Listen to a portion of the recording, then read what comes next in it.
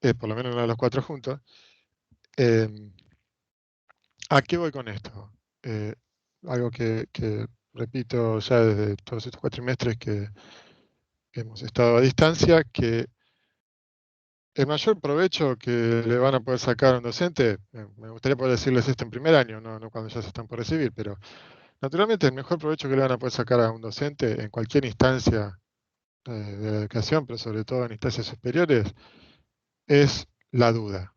O sea, es venir con parte del conocimiento, venir con trabajo hecho, trabajo mental, práctico, lectura, y consultarle al docente, preguntarle, precisamente para que les ayudemos a resolver los problemas donde se han trabado, las cuestiones donde se han trabado, las cuestiones donde no han llegado a armar el rompecabezas completo, la habilidad que los docentes humanos todavía tenemos, que la inteligencia artificial no puede reemplazar y que los videos no pueden reemplazar, es precisamente el interpretar lo que ustedes están preguntando, el formarnos nosotros en nuestra mente la abstracción de cómo es el rompecabezas que ustedes tienen, cuáles son las piezas que le faltan en su rompecabezas de cada uno en particular distinto, cuáles son las piezas que a cada uno en particular distinto le faltan. Esto lo reconstruimos a partir de las preguntas que nos hagan, a partir de que nos cuenten qué hicieron y qué no hicieron y nos muestren. Y entonces nosotros vamos a ver facilitarles o decirles dónde encontrar, idealmente, no dárselas en la mano, sino decirles dónde encontrar esa pieza que les falta. Para la parte que sí la inteligencia artificial o un simple video reemplaza, es el que obviamente repitamos como loros siempre todos los mismos contenidos, todas las mismas diapositivas, que igual lo vamos a hacer, igual lo hacemos, no es ningún problema, pero eso sí realmente puede ser suplido por los videos. Por eso es que, como les decía Jorge, exactamente les repito lo mismo, lo ideal sería que miren los videos, no solo como refuerzo, sino incluso antes de las clases, en un momento que ustedes saben que están relajados, que están descansados, que no son las 8 de la noche y vinieron de un día de trabajo complicado, en el momento que ustedes sepan que van a ser más eficientes, pero idealmente antes de que se tome el tema, ver los videos, que de por sí la ventaja que tienen los videos, ¿no? Es que están grabados en condiciones más o menos ideal, no diría ideales, pero en condiciones cuidadas, ¿no? Están regrabados, editados, mejorados, o sea, es como la televisión, ¿no? Un programa en vivo siempre puede tener algún error, alguien que se cae, una señorita se le rompe el taco y se tropieza, un micrófono que se ve por la cámara porque se le cae al sonidista. Cuando está grabado esas cosas no pasan, ¿no? Entonces la calidad a veces eh, puede ser superior. Dicho eso, dejando eso de lado, sí metiéndonos en los temas. Inteligencia artificial, ¿no? No vamos a entrar y a perder tiempo en eh, buscar la super clásica de qué significa inteligencia artificial. Bueno, viene del griego de... No vamos a irnos tanto al extremo, pero sí hay que comprender que lo que llamamos inteligencia artificial, en verdad, hoy en día es una nube un poco gris. Una nube un poco gris que esconde dentro un montón de paradigmas, un montón de metodologías, un montón de técnicas, un montón de herramientas, un montón de todo, y que muchas son radicalmente distintas a otras, se pueden combinar, pueden trabajar en conjunto, pero son radicalmente distintas. ¿Por qué? Bueno, porque todos tratan de precisamente generar esto de una inteligencia artificial, pero ¿qué cuernos es la inteligencia? Es algo, la verdad que es súper difícil de definir.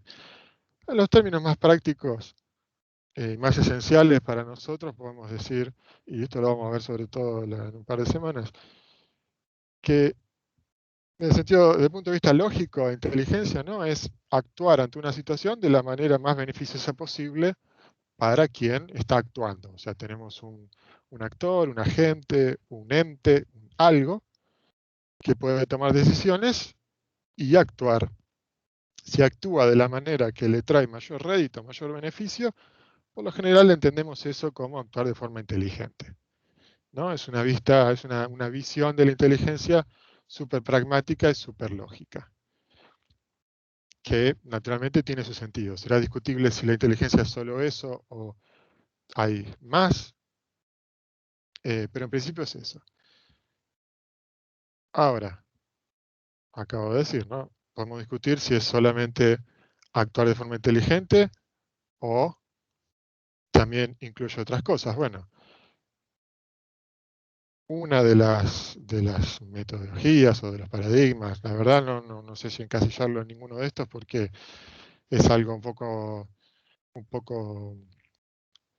amorfo, por decirlo de alguna manera, es el mundo de lo que es el aprendizaje de máquinas, donde lo que se busca no es solamente tener un sistema que actúe aparentando ser inteligente, o sea, intentando obtener los mejores resultados, sino tener un sistema que aprenda a hacer eso, aprenda cuáles son esas mejores acciones que le van a llevar a los mejores resultados, idealmente con la intervención mínima de nosotros, ¿no? De los humanos. A ver que hay distintos grados de eso. Entonces, si queremos, la analogía que siempre hago, ¿no? Considerando que somos informáticos, es que cuando nosotros tenemos que resolver un problema, como programadores, como desarrolladores, ¿qué hacemos? Nos dan un problema en forma de requisitos, jaja, qué gracioso, en forma de datos de prueba, a veces puede haber, en forma de resultados esperados, y nosotros leemos eso, consumimos eso, nos tomamos una jarra de café entera y en nuestra mente generamos una abstracción, ¿no? Una abstracción que nos permite entonces crear código, crear algoritmos, soluciones, crear una aproximación, en definitiva, generar maquinaria, porque el código es maquinaria lógica, que actúe, que resuelva el problema que nosotros nos está presentando. Y cuando queremos explotar esto, bueno, tenemos nuestro código que lo compilamos, es un programa, el programa va a recibir algún tipo de dato de entrada, si no recibe datos,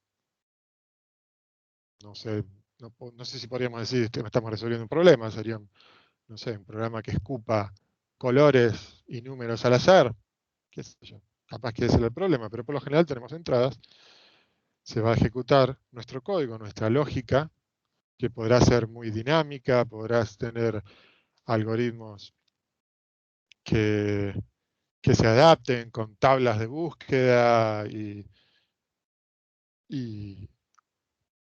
un montón, perdón, ya me estoy quedando atragantado. Eh, y un montón de técnicas y sofisticaciones que queremos, pero en definitiva es código y el código no cambia, no se cambia a sí mismo, todavía no del todo. Eh, Hay investigaciones al respecto, ¿no? Pero todavía no del todo, no el código que escribimos nosotros, y ejecuta con las entradas y nos produce un resultado. Ahora, con aprendizaje de máquina, ¿qué es lo que queremos entonces? Bueno, queremos que a partir de esos datos de entrada que nosotros teníamos para nuestro software, no sé, el input, arriba, arriba, abajo, adelante, botón verde, eh, bueno, se lo damos a un algoritmo de aprendizaje, pero también le damos los resultados esperados, o sea, qué es lo que queremos que pase cuando, por ejemplo, se aprieta esa combinación de botones. Queremos que eh, Mario y Luigi salten, supongo que, por más que sean una generación más joven, supongo que todo el mundo conocerá a Mario, aunque no lo hayan jugado, salte al enemigo y avance para adelante. O que el auto frene en el semáforo y no se lleve puesta a toda una familia que está cruzando. Pueden escalarlo al, al ambiente que quieran, ¿no? Pero entonces tenemos estos datos de entrada, estos botones, estos inputs que le dimos, y cuáles son los resultados esperados de esos inputs. Y si los queremos dar a un algoritmo de aprendizaje, y este algoritmo de aprendizaje entonces lo que va a generar es, a la redundancia de la palabra, una generalización, ¿no? Fíjense la diferencia, que antes hablábamos con los humanos de abstracción, con los algoritmos hablamos de generalización. Vamos a decir que son cosas parecidas. La abstracción va a un nivel más alto, ¿no? La abstracción trabaja en un nivel semántico. Yo siempre hago una analogía que se me ocurra en el momento. Yo ahora estoy caminando y me acuerdo de cuando fui a caminar a la heladería que está de oferta 2 kilos al precio de uno los martes, y qué rico que está el helado de frutilla. Uy, qué bueno el helado que me comí en Bariloche. Voy relacionando conceptos: caminar, heladería, gusto, eh, otro lugar, vacaciones, ¿no? Trabajo a un nivel semántico, podría decirlo. Mientras que estos algoritmos se quedan en un nivel de generalización. Bueno, a ver, me trasladé a la heladería, es trasladarme, la generalización, yo me traslado. Puede ser a la heladería de acá, a la de allá. Yo compré helado de chocolate y frutilla, pero generalizo los sabores, compré helado. Puede ser de cualquier sabor, pero generalizo sobre datos cosas concretas que yo tengo y no relaciono semánticamente con algo que no tiene nada que ver. ¿No? No nos vamos por las ramas. Es un nivel más abajo la generalización. Y entonces por lo general decimos que cuando tenemos un algoritmo al que le damos datos de entrada, resultados esperados, procesa, genera esta generalización, hablamos de que tenemos un modelo, ¿no? Un modelo entrenado de aprendizaje de máquina. Y cuando lo queremos explotar, funciona como si fuera una pieza de software, que de hecho va a terminar siendo un software que es un software, mejor dicho, que va a leer el modelo que tenga guardado, y a partir de lo que tenga guardado, que haya aprendido, que haya generalizado en ese modelo, dado datos de entrada, va a ejecutar y nos va a dar el resultado. O sea, va a funcionar como un programa como cualquier otro.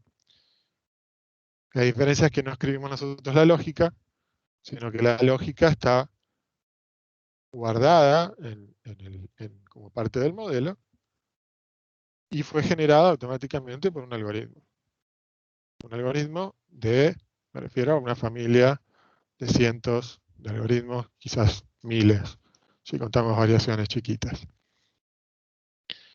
Básicamente, en el sentido matemático, en el sentido ingenieril,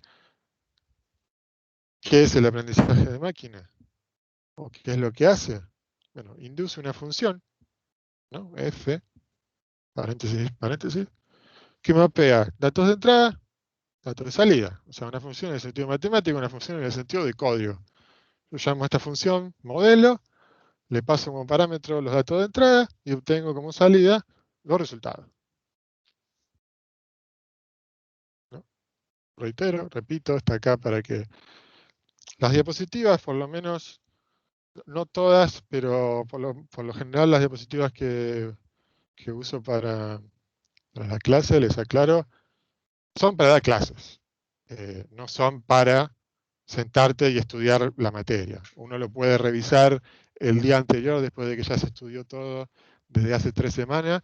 El día anterior al parcial puede repasar la diapositiva para sacar algún puntero, alguna palabra clave, para repasar los temas. Pero están optimizadas para dar clases, no están optimizadas para leer, no tienen contenido. Para eso están los videos que van mostrando estas diapositivas, ¿no? Entonces repetimos. Es la inducción de una función en el sentido matemático, en el sentido de programación, que mapea datos de entrada con salidas esperadas. Entonces, bueno, llegamos hasta acá. Bárbaro. Me estás diciendo que hay algunos algoritmos que yo les doy datos de entrada, le digo cuál es la salida esperada para esos datos, que si yo aprieto, si la entrada es abajo, atrás, adelante, botón verde, el auto tiene que frenar en el semáforo. Aunque si yo le doy 5 centímetros, 4 centímetros, amarillo, la salida tiene que ser limón, ¿no? Bueno, bárbaro, pero ¿cuál es la motivación? ¿Por qué hacemos esto? ¿Para qué? ¿A mí para qué me sirve?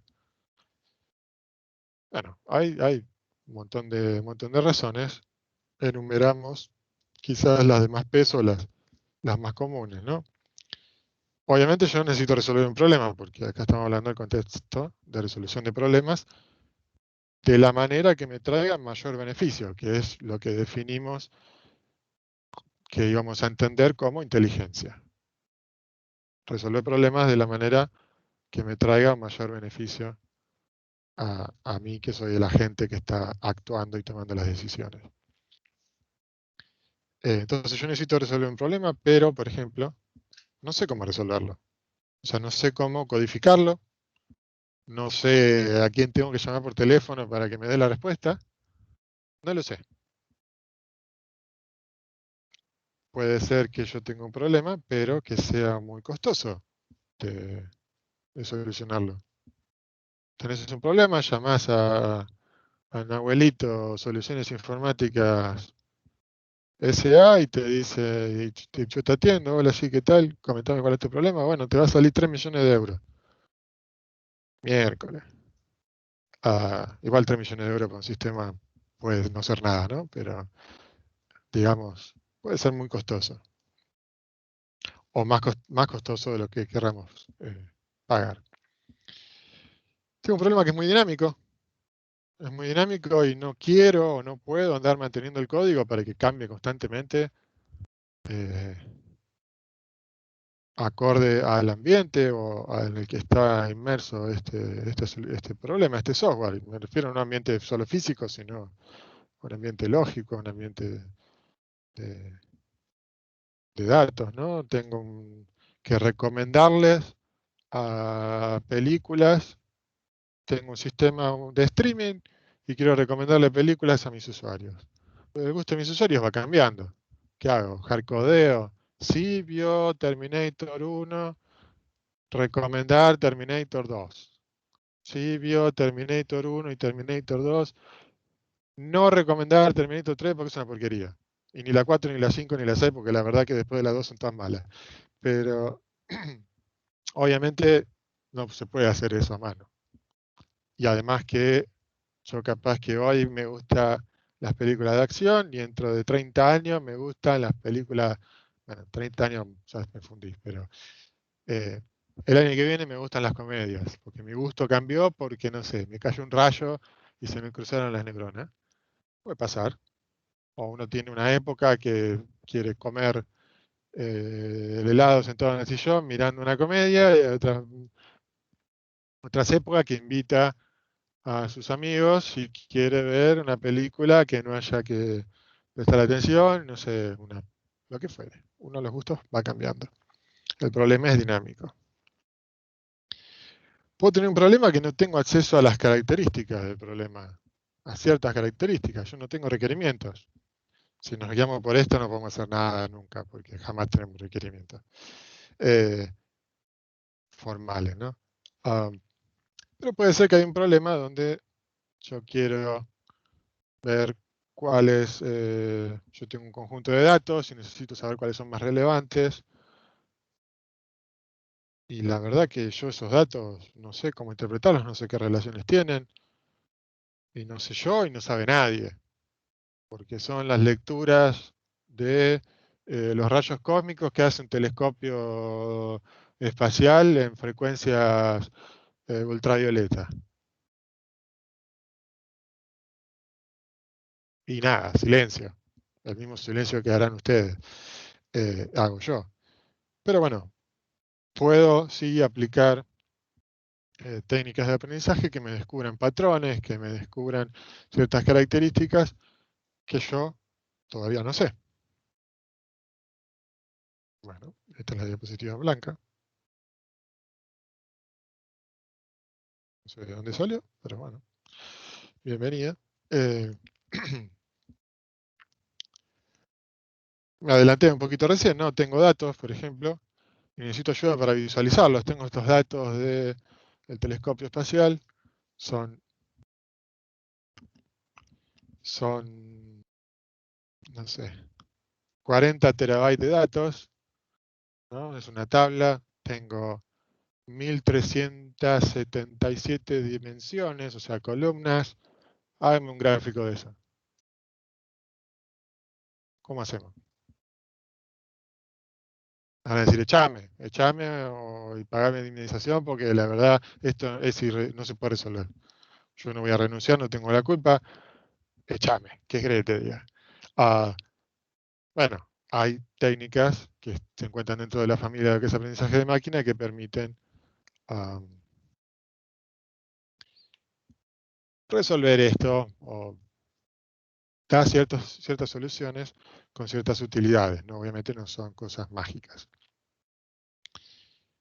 Y como decía antes, tengo datos y necesito descubrir si tienen alguna estructura, si se relacionan. La columna 5 se relaciona con la 20, sí, ¿no? Bueno, hay un montón de técnicas, está todo el área de la teoría de la información, eh, cálculo de un montón de valores que se pueden hacer de forma analítica, pero también existen técnicas de aprendizaje que nos van a poder dar resultados similares o comparables.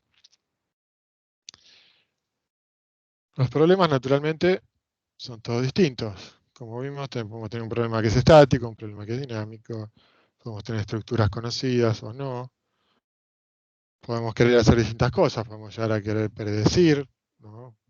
Podemos querer decidir, que son cosas que van, si queremos, a veces bastante de la mano. Visualizar datos, clasificar, que clasificar también es intercambiable, podemos decir, con decidir, ¿no? Decidir si es o no un limón se puede trabajar para convertir en un clasificador de frutas, ¿no? Entonces, decidir, clasificar, predecir, a veces son conceptos distintos, pero se puede llegar a uno trabajando un poquito sobre otro.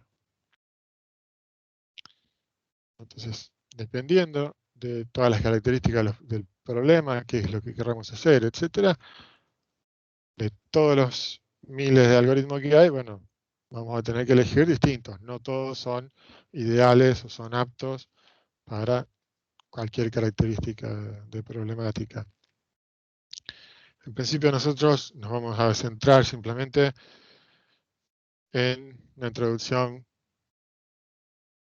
conceptual, teórica, de nivel inicial. Vamos a hablar de los conceptos matemáticos, pero a un nivel, eh, a nivel bastante básico.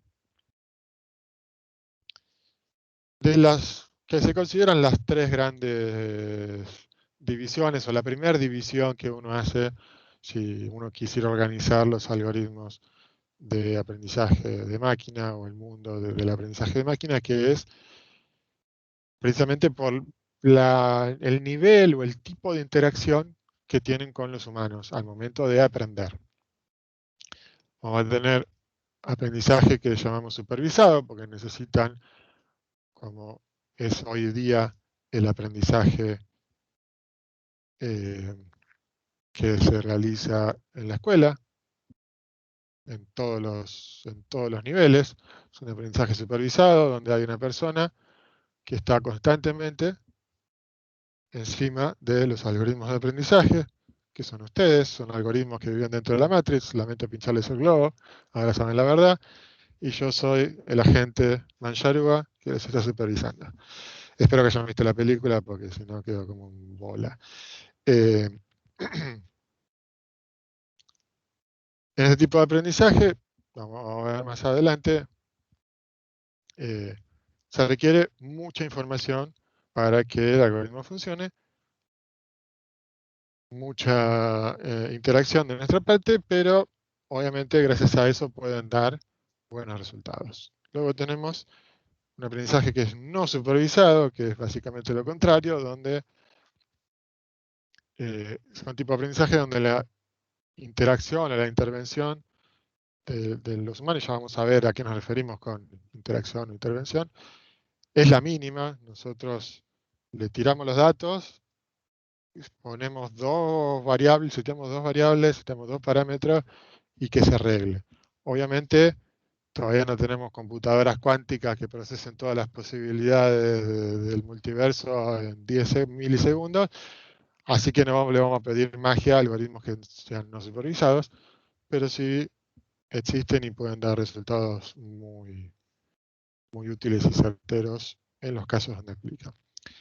Y luego tenemos lo que es un aprendizaje por refuerzo, que es lo que estaría bueno que la educación tomara, donde tenemos que el algoritmo que aprende, que ya lo denominamos no simplemente como un algoritmo que aprende, sino como un agente, básicamente sigue siendo lo mismo, pero ya le ponemos un nombre que le da una idea, si queremos, más de cierta independencia, pero este algoritmo entonces, a través de una función de refuerzo, ¿no? Va explorando, va practicando, va accionando, va consumiendo información del entorno donde nosotros lo pongamos para ir aprendiendo a resolver el problema con interacción humana intermedia, tirando siempre lo más chico posible, ¿no? Mientras, tengamos en cuenta, mientras más chica sea la intervención humana, más autónomo es el sistema de aprendizaje. Mientras más autónomo sea el sistema de aprendizaje, eh, va a ser menos trabajoso, más barato y más cercano a lo ideal, ¿no? Si yo toco un botón y me resuelve un problema que ni sabía que tenía, bueno, ¿para qué queremos los humanos? Nos quedamos con ese sistema y listo. Pero es un punto, digamos, una especie de punto intermedio entre los otros dos, pero con ciertas particularidades, ¿no? Porque ya no solo decimos que tenemos datos, sino que el mismo algoritmo de aprendizaje está inmerso en un mundo, en un ambiente donde los datos se van generando, por lo general, ¿no? Se van generando. Y nosotros como humanos le vamos dando ciertos refuerzos, ciertas guías, le decimos, esto es bueno, esto es malo, pero el esfuerzo y el descubrimiento de los datos y el consumo de los mismos lo hace el algoritmo. Adentrándonos ya en lo que es aprendizaje supervisado, les comento un poco la estructura. Eso es un poco, debía haberlo hecho un poco más adelante, un poco más atrás, digo, pero uh, primero vamos a hablar de la introducción al tema, conceptos eh, a nivel muy general, muy por encima. Después vamos a ir particularizando un poquito, como ahora que empezamos a particularizar en esto. Vamos a llegar a hablar ya de conceptos bastante puntuales, que son origen o interpretación matemática. Después vamos a hablar de algoritmos concretos, un par nada más, ver cómo funcionan, para qué tipo de problemas se usan, y es lo que después ustedes van a poder eh, jugar un poco con algunas webs interactivas y eh, de algunos temas van a tener prácticas disponibles para hacer. En esa primera clase no es que vamos a llegar a todo eso, tampoco la idea que matarlos hoy, igual vamos a seguir un buen rato más, pero hoy intentaré no extenderme demasiado. Igual tenemos la clase que viene para completar este tema y sobre todo porque siendo la primera clase, creo que, no recuerdo bien, creo que ustedes a Miel ya pueden entrar hace un par de días, no se les habilitó hoy, pero déjenme dudar si todos entraron a Miel y ya miraron los videos de la clase esta. Así que asumo que no es el caso, que no han adelantado ningún material, con lo cual es la primera vez que lo ven, así que vamos a intentar ir eh, no tan profundo al principio. Entonces, resumiendo, ¿no? Con lo que es aprendizaje supervisado. Vamos a hablar de las características principales que lo definen a este tipo a esta familia, a este grupo de algoritmos que decimos que tienen un aprendizaje que es de tipo supervisado. Bueno, ¿cuáles son las características de los problemas? Aquí quizás debiese aclarar un poquitito. ¿Cuáles son las características de los problemas que me van a permitir aplicarles aprendizaje supervisado? O sea, que me van a permitir a mí intentar resolverlos utilizando aprendizaje supervisado. algunos de los algoritmos que usan este tipo de aprendizaje. Bueno, las características son que necesito una estructura conocida, o sea, estructura del problema conocida. ¿A qué me refiero con esto? Imagínense que ustedes tienen datos en una tabla, ¿no? Un SQL, tienen la tablita, filas, columnas.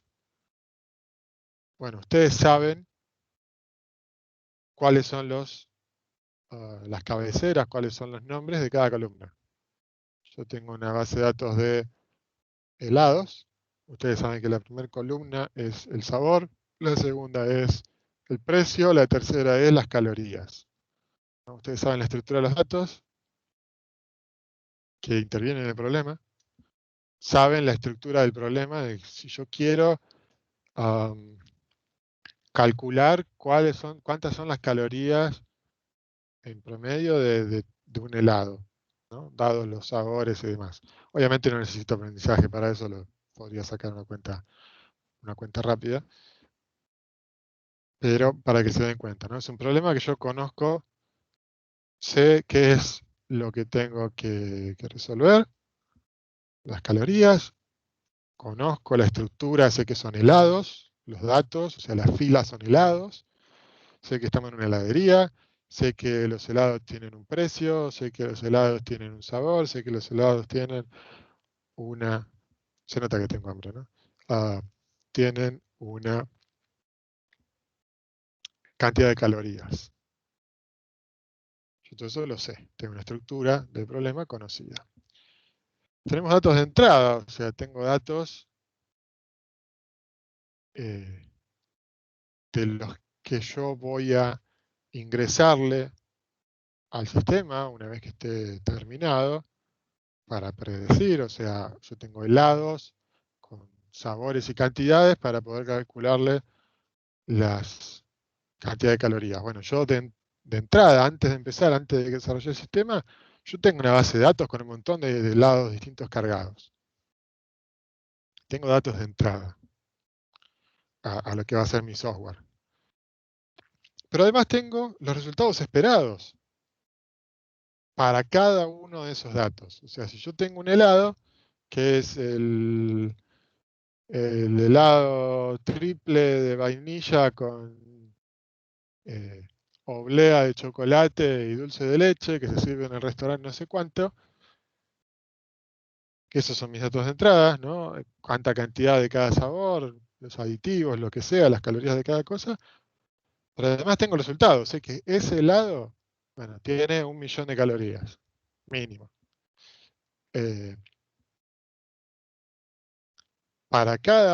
viéndolo como una estructura de datos, para cada fila de cada helado, yo tengo en otra tablita el resultado, cuántas calorías son. O incluso en la misma tabla, como una columna adicional. Ya hasta tengo cuántas calorías son, porque contraté a un nutricionista que fue con una balancita y fue con un calorímetro y me midió eh, las calorías de cada uno de los helados y fue completando en un Excel y después lo pasamos a la base de datos.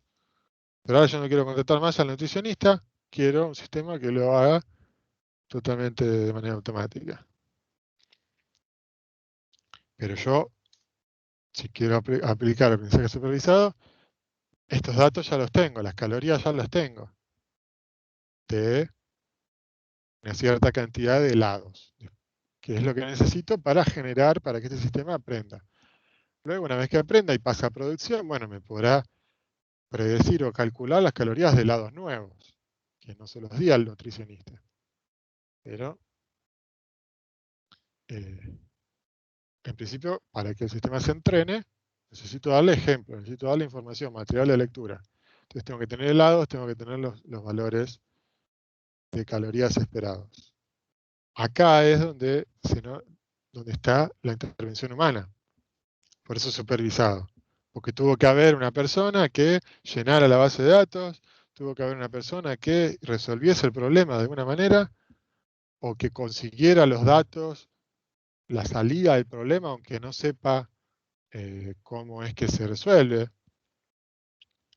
y los catalogue y los ponga en pares, entradas y salidas.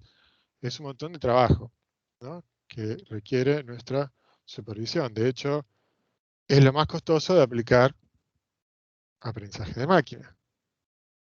De hecho, es por este motivo que cuando ustedes suben una foto a Google Fotos, o mejor dicho, en cuanto abren el Google Fotos, o quizás antes, en cuanto aprendieron por primera vez el teléfono Android, les hacen firmar un término de servicio que entre las 500 millones de páginas que no les muestran porque tienen que entrar a un link y nunca entramos al link, pero entre esas 10 millones de páginas dice, entre muchas otras cosas, que van a tener que entregar a su primogénito, que van a tener que dar a su segunda hija en matrimonio, perdón, dice que van a tener que las fotos que suben a Google Fotos, y esto ya no es un chiste, las fotos que suben a Google Fotos le dan autorización a Google para utilizarlas a Google o a sus partners, ¿no? A sus socios, a definir por ellos quiénes son los socios, puede ser cualquiera, le dan autorización para utilizar las fotos. ¿Y para qué quiere Google la foto de ustedes cuando se comieron el helado en Mar del Plata y se estaban metiendo el dedo en la nariz mientras se sacaban la selfie porque estaba de moda eso? ¿Para qué cuerno quiere la foto? Bueno, en principio no sabe para qué la quiere. ¿Para qué le va a servir? Pero ¿para qué la quiere? Para aplicar aprendizaje. Aplicar aprendizaje supervisado, aplicar aprendizaje no supervisado y desarrollar los sistemas, ¿no? Inteligentes que usa para búsquedas, inferencias, reconocimiento de objetos, reconocimiento de imágenes. Si alguna vez usaron el programita ese Google Lens, que ustedes van filmando con la cámara y cuando ven un objeto apretan y les dice sí, silla, y agarra y les busca en Mercado Libre una silla que es muy parecido, casi igual. Bueno, eso es un sistema de aprendizaje automático, aprendizaje de máquina, ya entrenado, probablemente redes neuronales convolucionales metidas en un sistema mucho más complejo, que se conecte, que funcione probablemente con ciertos conceptos semánticos para saber que es una silla. ¿Y de dónde salieron los datos para hacer eso? Bueno, en 80% de esos datos se los regalamos nosotros o se los dimos nosotros en intercambio por la funcionalidad de que nos dejen subir la foto a la nube. Ahora ya no, porque nos bajaron el límite como a un giga o mucho menos. Bueno, antes era ilimitado y ahora no, pero bueno, no importa. Para eso es que las empresas quieren nuestros datos. Y hasta las empresas que no hacen aprendizaje de máquina, igual por las dudas, guardan los datos, porque saben que si no los usan ellos ahora, lo van a usar en el futuro. Saben que si no los usan ellos, se los pueden vender a otro. Y la verdad que hoy en día el almacenamiento es barato. Entonces todo el mundo guarda la información, toda la información que puede manotear y la que no puede también. El negocio es usarla, el negocio es venderla o el negocio es tenerla y ver qué hacemos en el futuro. Total, salió barato. Pero para esto es que se usan, ¿no? Por si todavía alguien no estaba al tanto de para qué cuerno nos seccionan todas las datos de nuestra vida, bueno, es para esto. No me echen la culpa a mí, soy el mensajero nada más. ¿Qué hacemos con estos algoritmos? ¿Qué nos permiten hacer?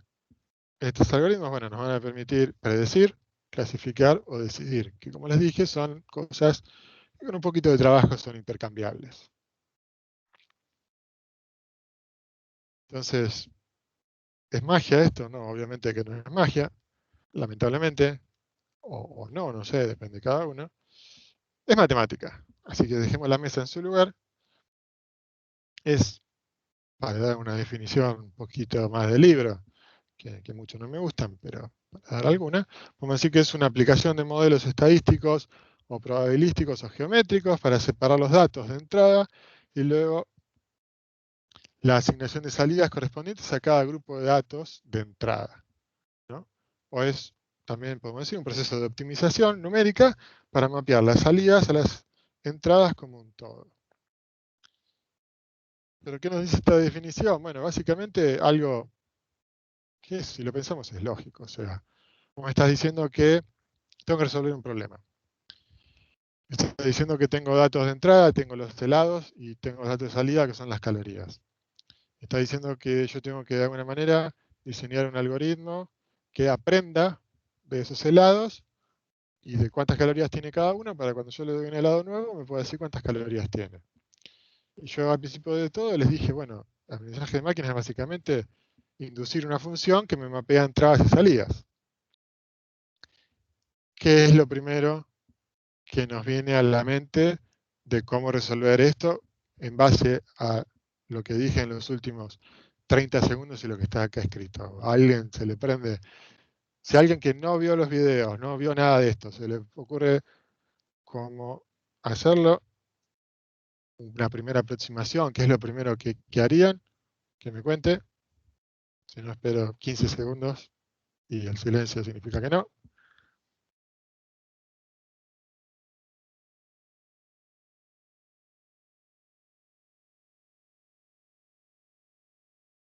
Con un vector, profe, quizás. Con un vector, ¿cómo? Eso es un, me decís con un martillo, y bueno, ¿y qué hago con el martillo? ¿Me lo como? No, que cada posición sean los helados y, no sé, y el contenido de la posición sea la caloría y ahí ya mapeaste, ¿o no? Mapeaste lo que ya tenés, y a partir de eso, ¿cómo obtenés cosas nuevas?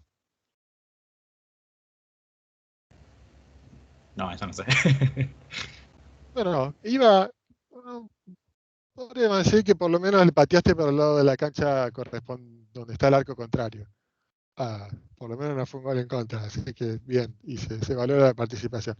No, a ver, es más simple, no nos compliquemos con vectores, no nos compliquemos para esta pregunta en querer pensar algo informático. Eh, y es lo que está, la clave de lo que está acá escrito. Separar los datos de entrada y asignar las salidas a cada grupo. O sea, yo puedo asumir que hay ciertos grupos de entradas que van a producir salidas iguales o equivalentes, ¿no? Si yo tengo todos helados con sabor de ananá y las calorías están dadas por el sabor, bueno, el grupo de helados con sabor a ananá probablemente va a tener una salida parecida, ¿no? Esto yo lo pienso, lo puedo pensar y lo puedo armar porque conozco la estructura de los datos, conozco todo y me interesa ahora didácticamente armar hacer todo este razonamiento, pero en realidad este razonamiento lo va a hacer el algoritmo de aprendizaje. Entonces, decimos, bueno, tenemos entradas que las puedo poner en grupos porque son parecidas. Yo asumo que lo que es parecido va a otorgar resultados parecidos. No siempre tiene que ser así, no, para nada. Pero, convengamos, tiene cierta lógica, ¿no? Si el partido de fútbol lo juegan los mismos jugadores que los últimos 10 partidos, y los últimos 10 partidos lo ganaron siempre, porque juega el Barcelona contra otros 19 jugadores que no quiero poner ninguna característica física para no sonar mal, pero que jugadores que nunca jugaron que se piensa que la pelota de fútbol es la pelota de rugby, ¿no? Que es más o menos parecido a la realidad, obviamente que el Barcelona va a ganar siempre. Entonces, si yo juego con los mismos jugadores, por más que en vez de Barcelona le cambie el nombre al equipo, ¿qué resultado van a esperar ustedes?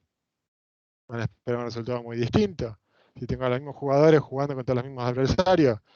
No, tiene cierta lógica, no siempre se va a dar así, eh, pero muchos de los algoritmos de aprendizaje se basan en principios de este estilo. Si nos vamos y vamos a meternos ya un poquito más en el tema matemático, yo tengo esta tabla de los sabores de los distintos helados con sus sabores, sus calorías, etcétera, etcétera, ¿no? Cada fila es un helado, cada columna es una característica. Una característica es una dimensión, como puede ser el alto, el ancho, es una dimensión, ¿no? Las dimensiones, ¿qué me definen? Un espacio. Entonces yo puedo decir que yo tengo un espacio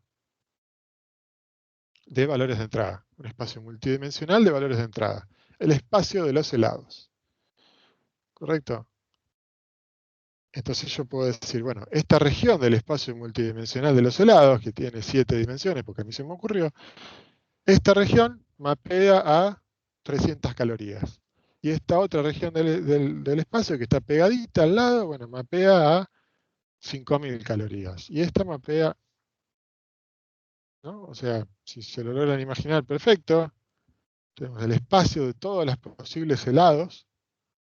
yo no tengo en mi base de datos todos los posibles helados, sino que tengo puntitos flotando en el espacio como estrellas en el espacio vacío.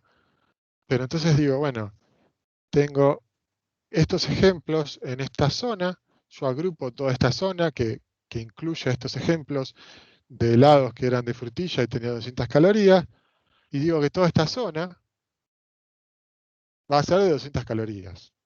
Que yo generalicé, vi que tenía dos estrellas, vi que tenía dos ejemplos, dos filas, y generalicé para que la región que los envuelve sea de 200 calorías. ¿No? Eso con la generalización. Obviamente, fíjense la dificultad, si lo pensamos así matemáticamente, que estoy hablando de espacios multidimensionales. Yo tengo 7 filas, si yo tengo 3 filas, bueno, hago gráfico, me ayudo, voy a Wolfram Alpha, pongo ahí un par de ecuaciones, le pifio un par de símbolos, los arreglo, me hace el gráfico, veo que tengo una nube de helado flotando en una parte del gráfico 3D, otra las tengo por acá abajo, entonces veo que tengo dos grupos y digo, bueno, más o menos en el medio me trazo una línea, que esto va a estar más adelante. Bueno, adelantando, lo vuelvo a decir cuando lleguemos a la diapositiva que tiene el dibujito. Yo hago la línea y digo, bueno, acá están los helados que son de 200 calorías, acá están los que están de 300, porque son 3 dimensiones y las vi. Yo tengo 7 dimensiones, ¿cómo hago el gráfico? Si yo tengo 40 dimensiones, ¿cómo cuerno veo yo eso y lo grafico? ¿Cómo hago yo un if donde tengo 40 valores que tener en cuenta? 40 if anidados para resolver un helado. O hago un if con 40 condiciones. No tiene escala, no tiene sentido. Por eso es que se utilizan algoritmos de este estilo. ¿Cómo es que los utilizamos? ¿Cómo es que, sí, básicamente, cómo es que utilizamos estos algoritmos? Bueno, nosotros tenemos nuestros datos, es un grafiquito que van a ver mucho en este área. Yo tengo acá a la izquierda mi pila de datos, ¿no? Es toda una sola pila de datos, que son mi tabla con los helados, para los que yo sé cuántas calorías tienen. Yo agarro y los separo en 3 grupos. En un grupo que va a ser de entrenamiento, agarro las primeras 80% de las filas, agarro otro 10% de las filas y digo que va a ser el grupo de validación, y agarro otro 10% de las filas y digo que va a ser el grupo de testeo. ¿Y qué hago con esto? Bueno, le doy, alimento los datos que dije que iban a ser entrenamientos al algoritmo que haya elegido, lo ejecuto, lo valido, una vez que lo ejecuté y aprendió, generalizó, lo evalúo de una forma, ¿no? Lo valido a ver si da buenos resultados, da buenas predicciones o no. ¿Cómo? Bueno, usando el 10% de datos que yo me había guardado. Yo tengo helados para los que sé cuántas calorías tienen, porque venían en mis datos, pero al algoritmo nunca se los mostré. Al algoritmo son desconocidos.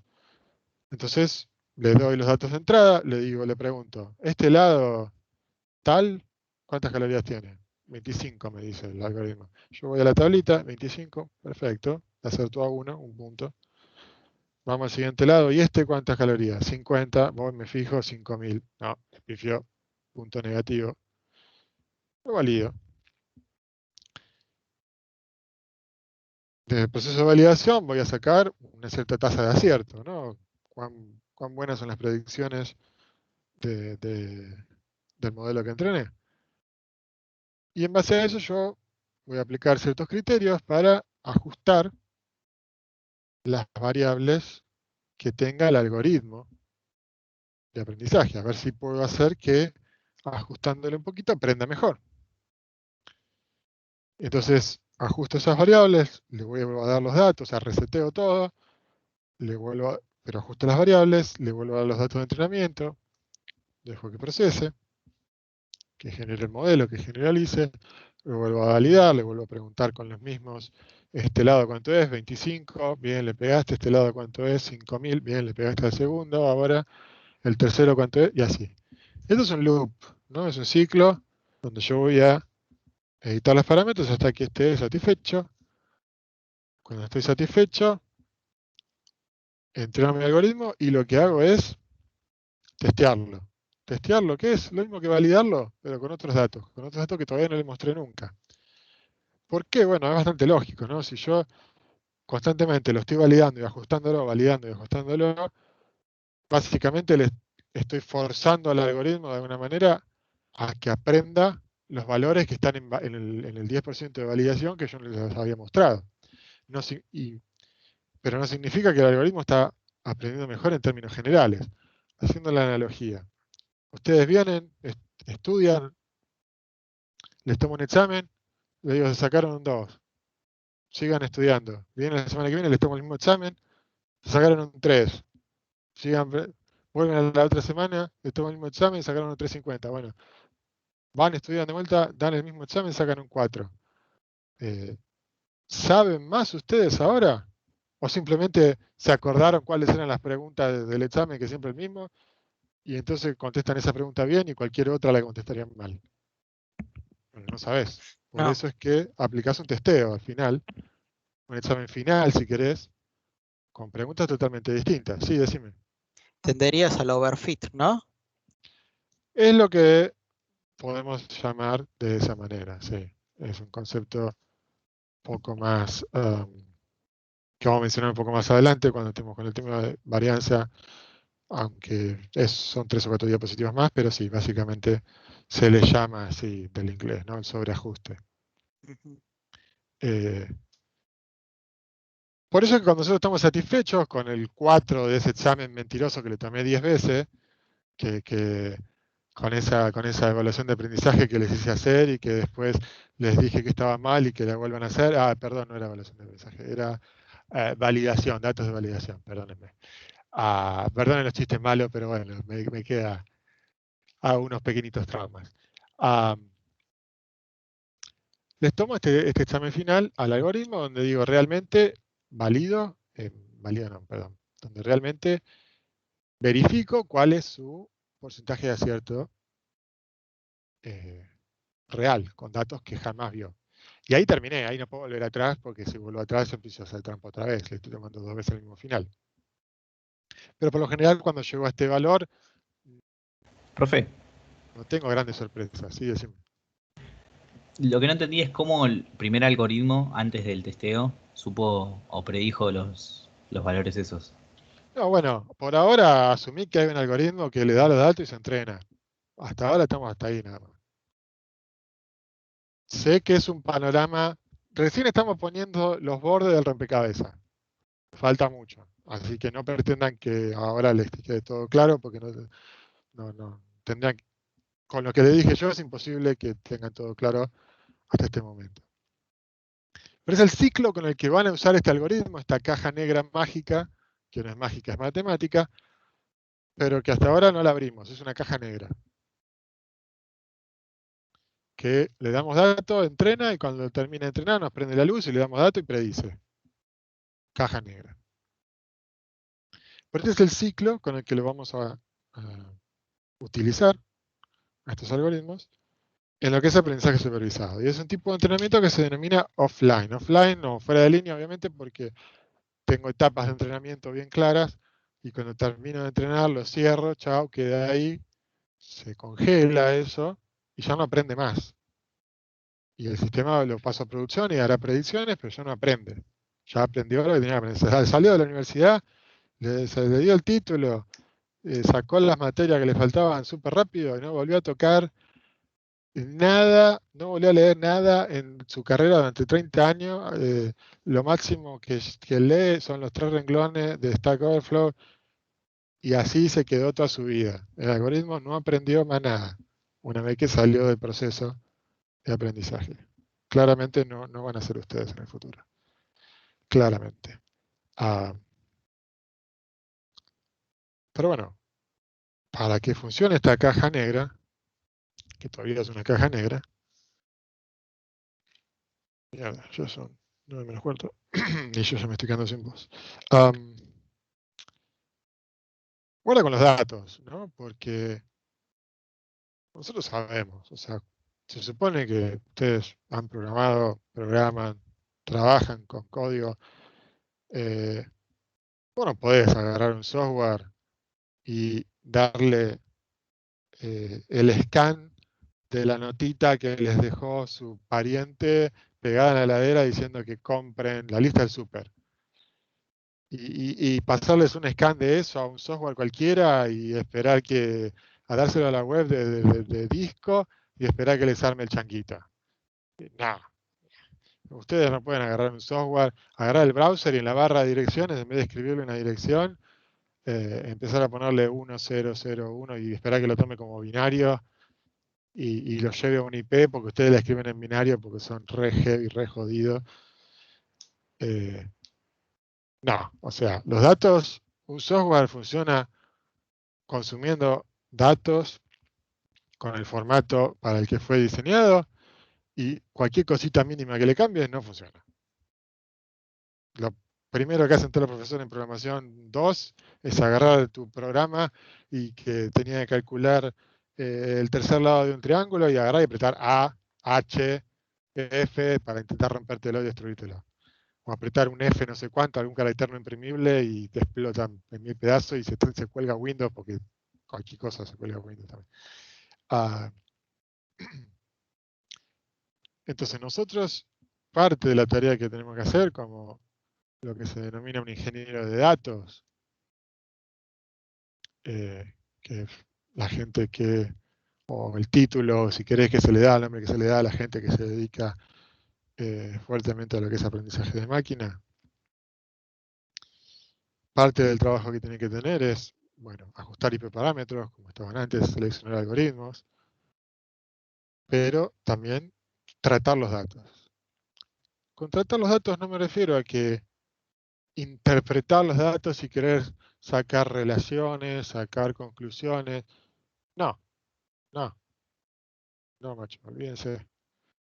Esas cosas queremos que las haga el algoritmo, no las queremos hacer nosotros. No nos queremos poner a ver qué pasa si el color es naranja, cómo se afecta al vendedor. No, eso que lo haga el algoritmo. Nosotros no queremos elaborar el cohete. Menos como ingeniero, elaborar el cohete es una de las peores cosas que puede hacer un ingeniero. Después de equivocarse, el segundo peor error es haber trabajado el cohete. Pero, ¿cuáles son entonces los procesos que tenemos que hacer? Bueno, primero que nada, numerizar. ¿A qué me refiero con numerizar? Si es que es una palabra que podemos decir que exista. Bueno, dijimos que eran matemáticas estos algoritmos. Matemática trabaja con números, no trabaja con strings. No trabaja con booleanos, trabaja con números. Necesitamos transformar todos nuestros datos a números. Esto es siempre, absolutamente siempre que apliquemos algoritmos de aprendizaje de máquina basados en matemática. ¿Por qué digo basados en matemática? Bueno, hay altos algoritmos como árboles de decisión donde están más volcados, podemos decir, a lo que son la lógica. Eh, no una lógica de primer orden, no es algo tan completo, pero volcados más en términos de lógica y no en términos, donde ya tenemos conceptos de igualdad, más allá de si sean números o no. En los que sean basados en matemática, que son una buena mayoría, números. La computadora en definitiva siempre procesa números también. Los booleanos son un 1 o un 0. Después lo que tenemos que hacer también con nuestros datos, imagínense que estos son helados en vez de colores. La verdad que es lo mismo. Es a veces discretizarlos. ¿A qué nos referimos con discretizar? Es si tenemos valores que sabemos o intuimos o simplemente observamos y vemos que tienen rangos muy grandes, o bien sabemos que son datos continuos, no son discretos, o sea, son datos que, no sé, el peso. El peso o altura es un número infinito, son tantos decimales como tenga nuestra balanza, pero puede haber miles de millones de distintos pesos en un rango numérico muy chiquito. Eso por lo general, depende del algoritmo, molesta, porque tanta variación, o sea, ¿qué diferencia puede haber entre un helado que tiene 95,345 gramos de helado de chocolate a un helado que tenga 95,346 gramos de chocolate. ¿Qué diferencia en las calorías puede llegar a haber? O sea, de vuelta, esta lógica del helado no es algo que nosotros tengamos que hacer. Ahora porque es didáctico, para ver si que entendamos. Es algo que hará el algoritmo. Pero para darle una mano, por lo general, si vemos datos, que capaz que ni sabemos qué son, pero vemos datos que son continuos, bueno, a veces es bueno discretizarlos. Acá yo lo discreticé con palabras para que se entienda, pero después estas palabras hay que transformarlas en números, ¿no? Son procesos que se van haciendo en etapas uno sobre otro. Y por lo general, casi siempre donde aplicamos numeración, numerización, después nos interesa normalizar los datos. Normalizar los datos en un rango de valores dependerá de cada algoritmo, pero por lo general entre 0, 1, entre -1, 1. O sea, no nos interesa tener valores que puedan crecer al infinito, no nos interesa que nuestro predictor pueda considerar helados que pesan 40 toneladas. Porque simplemente no nos interesa. Y probablemente se rompa el algoritmo si queremos permitir que prediga un helado de 40 toneladas. Además, ¿qué otra dificultad hay? Tenemos muchas dimensiones. Cada dimensión tiene números, porque todos lo hemos transformado en números. ¿Qué particularidad, así muy abstracta, muy alto nivel, podemos encontrar entre, que está ahí en el ejemplificada, pero a ver que me sepan decir ustedes, qué dificultad o qué particularidad notan con los números que están ahí a la izquierda?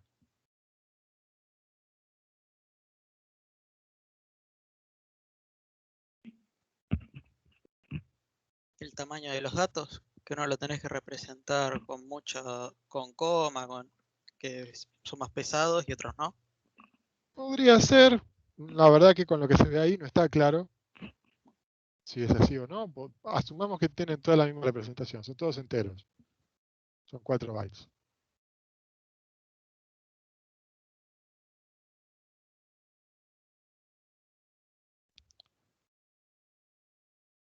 Es el rango Y habría de que valores. normalizarlo por ahí. El rango de valores de los datos. Sí, dice arriba que hay que normalizarlo, obviamente. El rango de valores de los datos. O sea, fíjense, la dimensión X llega de 1 a 3, por ejemplo. La dimensión Y llega de 7 a 95. O sea, numéricamente, un dato es más grande que el otro. ¿Eso significa que es más importante? La verdad no lo sabemos. No. ¿Qué sé yo? Yo la verdad que no conozco. Eso lo tiene que aprender el algoritmo.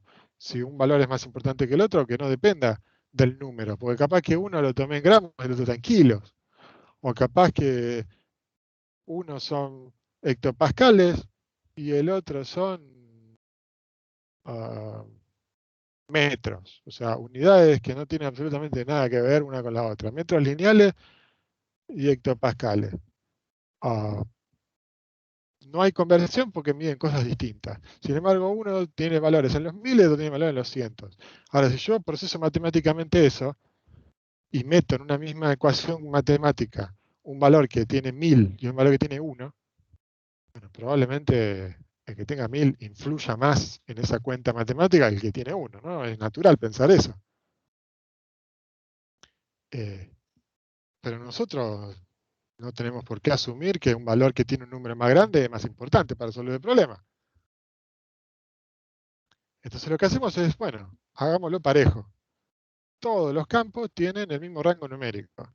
Si uno es más importante que el otro, lo descubrirá el algoritmo de aprendizaje cuando ejecute. Pero no depende de cómo nosotros representamos ese valor numérico, porque después de todo, los valores numéricos son escalas, y las escalas son inventos humanos. O sea, que son 10 metros. ¿Por qué son 10 metros y no un decámetro? Porque a nosotros se nos ocurrió ponerlo de una forma o de otra. O sea, lo que queremos es eliminar esa arbitrariedad humana de ponerle nombres y de utilizar ciertas unidades y cierta cantidad de números para una cosa y cierta cantidad de números para la otra. Porque no son cosas relacionadas a problemas. Son arbitrariedades nuestras de representación nuestra. que nos ayudarán o no, nos complicarán la vida, como los únicos retrógradas en el mundo que siguen usando pulgadas y pies y que le complican la vida al resto de la humanidad, ¿no? Entonces, una pregunta, ¿no? Relacionando, y si queremos, diciendo con distintas palabras lo que fui contando hasta ahora. Si yo veo esos datos, ¿no? Y tengo, estos son los datos con los que cuento, mis datos van a ser de entrada, ¿no?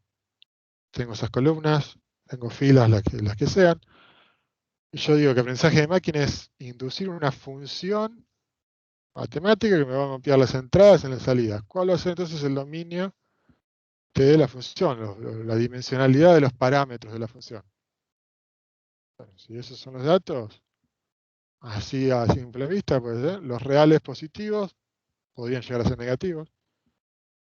A la quinta, tengo 5 dimensiones. ¿Sirve de algo esto al momento de usar el algoritmo? No. Pero es para que entendamos la relación que hay entre dimensiones, columnas y la matemática, que es la que va a ejecutar de fondo. Me van a decir, ¿y la ID de entrada por qué no? Ahí hay 6 columnas, no hay 5. ¿A quién que no haya cursado, que no haya leído, que no haya visto el video, se le ocurre por qué dejamos de lado el ID, la columna de IDs de la tabla?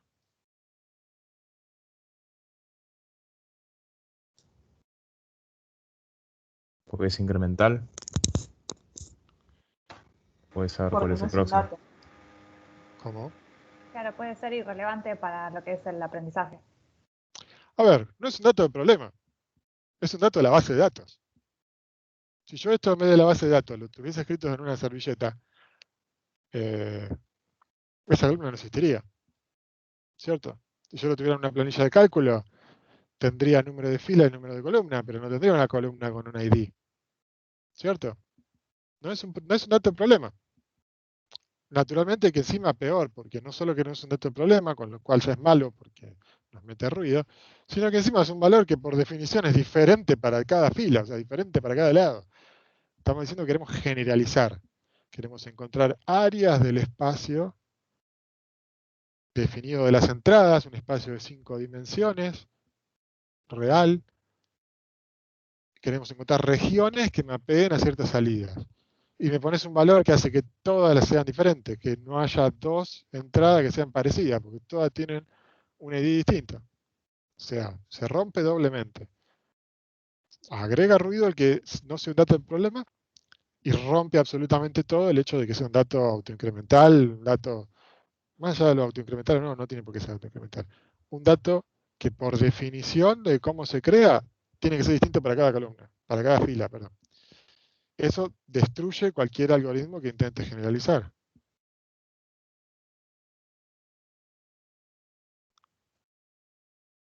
Acá está el grafiquito que les dije que iba a repetir lo que había dicho antes cuando llegara la diapositiva de dibujito.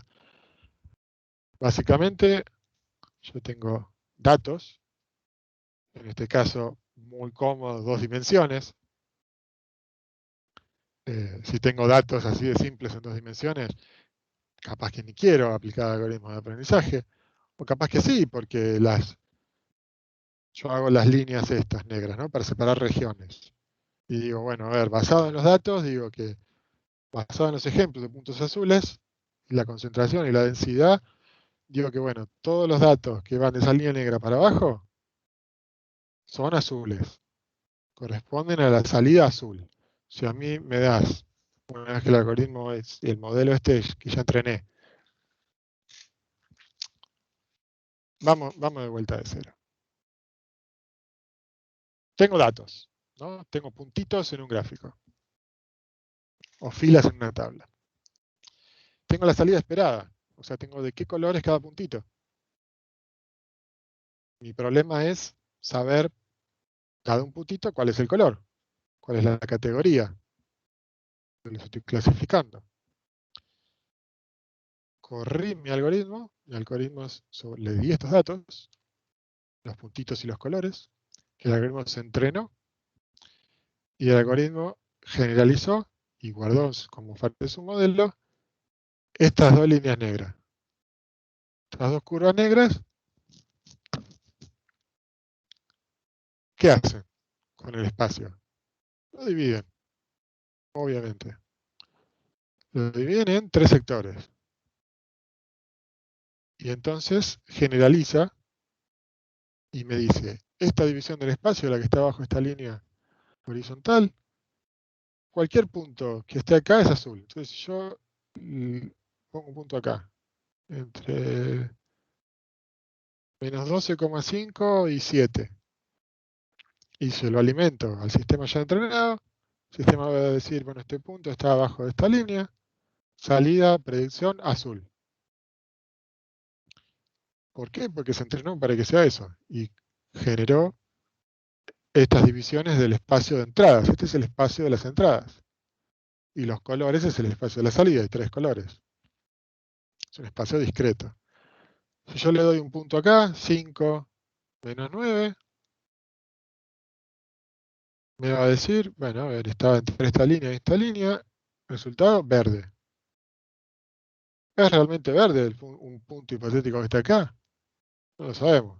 Tendré que encontrar un punto real que esté ahí, verde, ¿qué color es?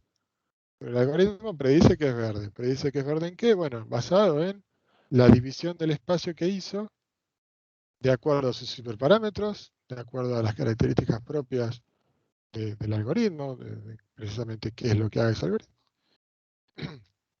y de los datos que yo le di. Si yo le doy datos distintos, va a generar divisiones distintas. Entonces, estoy dividiendo el espacio de entradas, en este caso lo divido en 3, no puede quedar espacio vacío, o sea, todos los espacios pertenecen a una región, ¿no? Que hay 3 regiones que cubren todo el espacio, entonces se extiende al infinito, ¿no? No es que decís, no, las naranjas son los que están acá y si está acá no es nada. No, o es una cosa o es la otra. El algoritmo entonces dividió el espacio de las entradas, un espacio multidimensional, en regiones y a cada región lo asoció con una salida. En este caso es un problema de clasificación, la salida es discreta y son 3 colores. Puede haber algoritmos donde la salida no sea discreta, es una salida continua, como por ejemplo predecir la cantidad de calorías de un helado y yo quiero que el número de calorías sea exacto, no si es alta, baja, en el rango de 2000, no, que me diga son 1245 calorías, dato discreto. Bueno, usaré un algoritmo que sea, elegiré un algoritmo que sea compatible con eso y hará asociaciones sobre el espacio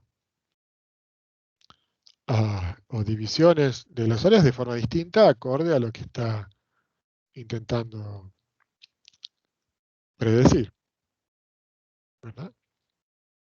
Entonces, este gráfico así, este dibujo así tan feo como lo ven, básicamente resume lo que es el aprendizaje, podemos decir, el aprendizaje de máquina completo, que es una función que mapea el espacio de entradas al espacio de salidas. En este caso, las líneas negras. Bueno, ahora, ¿qué algoritmos generan esas líneas negras? ¿Cómo se generan? Bueno, eso es jodido, eso es complicado, eso es mucha matemática. Nosotros vamos a ver algunos de estos algoritmos, vamos a estudiar cuáles son los pasos con los que se entrenan, ¿no? Cómo es más o menos el modelo que generan, cómo es que guardan sus datos, cómo es que los presentan y qué utilidades tienen, qué ventajas o desventajas tienen, pero solo algunos, ¿no? Como les dije, hay cientos, como decir que hasta miles de estos algoritmos. Ahora, un par de propiedades que podemos empezar a tener en cuenta desde el punto de vista matemático sobre los datos y su interacción con el aprendizaje. Y ya con esto, que va a tomar un ratito, pero ya con esto probablemente por hoy terminemos, antes de que me quede mudo definitivamente. Esto de no salir de 1 año y medio de hablar menos de lo normal, me deja la voz todavía más débil. ¿Qué es este concepto de separabilidad de los datos? O sea, cuán aptos o cuán fácil es para los datos que nosotros tenemos el ser separados. O sea, así de simple. Si nosotros tenemos que los puntos rojos son de una categoría, o sea, son puntos de entrada que se mapean a una salida, a la salida roja, y otros puntos de entrada que se mapean a la otra salida que es azul, ¿no? Dados estos datos, ¿cuán fácil es separar los de una categoría de la otra? Si vemos acá arriba, y tenemos rojos y azules, datos que estén, aunque no tengan los ejes de los grafiquitos, pero es lo mismo, datos que estén así son muy fáciles de separar, ¿no? Porque yo trazo una recta recta, ¿no? Una curva recta, perdón. Aunque suene contradictorio, matemáticamente los términos son apropiados, porque todas las líneas son curvas, aunque no se doblan. No sé quién le puso el nombre, no tuvo mucha imaginación. Pero básicamente con una recta los puedo separar. Puedo decir que estos datos son linealmente separables, ¿verdad? Ahora, este que está acá en el medio, se ve el puntero, ¿verdad? Sí. Bueno, estos que están acá en el medio, tengo los azules acá en el medio, los rojos rodeándolos. ¿Los puedo separar con una recta? ¿Y que queden todos los azules de un lado de la recta y todos los rojos del otro lado de la recta? Claramente no. Pero bueno, si trazase dos líneas y las cruzase así, quizás pudiera. O si yo hago una parábola con un término cuadrático, podría separarlo, ¿verdad? Entonces podría decir que son cuadráticamente, si es que está bien dicha la palabra, dicha la expresión así, cuadráticamente separables. Ahora estos, que son como si una representación cruzada, como si fuera un XOR, por ejemplo, los separa con una parábola. Y no, la verdad que no. Y estos que están acá al azar, a como me salió el clic, ¿cómo cuerno los separo uno del otro? Tengo que hacer una viborita. Podría llegar a ser una curva con un término, con lo que sea, no sé, a la sexta, qué sé yo, para hacer esta curva así. Con una sola curva y no con paginación de varias. ¿A qué vamos con esto? No es buscarle el grado, no es aprenderse nombrecitos, es entender que hay datos que van a ser más fáciles de separar y hay datos que van a ser mucho más difíciles. No por justo cuál sea el dato en sí, sino por la naturaleza del problema. Hay problemas que son fáciles de resolver, problemas que van a ser mucho más difíciles. Porque no van a tener áreas claras, no van a tener. Si yo tengo que clasificar, imagínense el escambio de problema, que esto es algo el problema que por lo general doy y el que está en los videos. Tengo que clasificar frutas. Me lleva un camión con frutas mixtas, porque a alguien se le ocurrió mezclarlas, mejor no preguntemos, y me entran en mi fábrica y yo las tengo que dividir. Yo tengo que dividir, de un lado tengo quinotos. ¿Alguien no sabe qué es un quinoto? Bueno, asumo que todo el mundo sabe qué es un quinoto. Es un pequeño cítrico de una uva grande. Y tengo sandías, que me vienen junto al mismo camión. ¿Les parece que es difícil separar quinoto de sandía? O sea, en términos de no confundirse cuál es una y cuál es la otra. Creo que me van a responder todos que es bastante fácil, ¿no? Son Sí, es fácil. muy distintos. Ahora, yo en un camión vienen manzanas, vienen manzanas amarillas, manzanas rojas, pero que pueden estar sin madurar y por lo tanto la cáscara es verde. Manzana verde que está demasiado madura y por lo tanto la cáscara es amarillenta. Vamos a poder dividirlo fácil, eso, clasificarla fácil, esa fruta nos vamos a complicar la vida, nosotros como personas. Nos va a ser complicado. ¿Por qué? Porque hay mucho solapamiento. Si pusiéramos un gráfico con colores, sacamos, no sé, el RGB y graficamos el RGB, y vamos a tener que los distintos tipos de manzanas están todas en la misma nube, algunos más tirando para un lado, algunos más tirando para el otro, pero hay mucho solapamiento. Va a ser más difícil de separar los datos. Mientras más difícil de separar los datos sea, por lo general, podemos decir que es un problema más complejo, por lo general vamos a necesitar algoritmos de aprendizaje más supervisados, más sofisticados, o más data, más información, más ejemplos. Mientras más ejemplos, mientras más material de lectura, mientras más estudie el algoritmo, mejor le va a ir, mejor resultado va a tener. Eso es algo, es uno de, a ver, si en el aprendizaje de máquina eh, es todo relativo y no hay ninguna máxima ni ninguna metodología que te diga que agarre cualquier inepto o ignorante del tema y diga, y siguiendo las instrucciones salga adelante. Si en aprendizaje de máquina eso no existe, la única regla que yo conozca que sea así de simple y que podemos decir que siempre es así, es que mientras más datos tenga para entrenarlo, mejor. Mientras más estudies, mejor. No. Peor por tener más datos, no vas a salir. Si saliste peor que antes, significa que antes tenías más error oculto o tuviste suerte. Tiraste el dado en un multiple choice y contestaste bien, pero fue de suerte.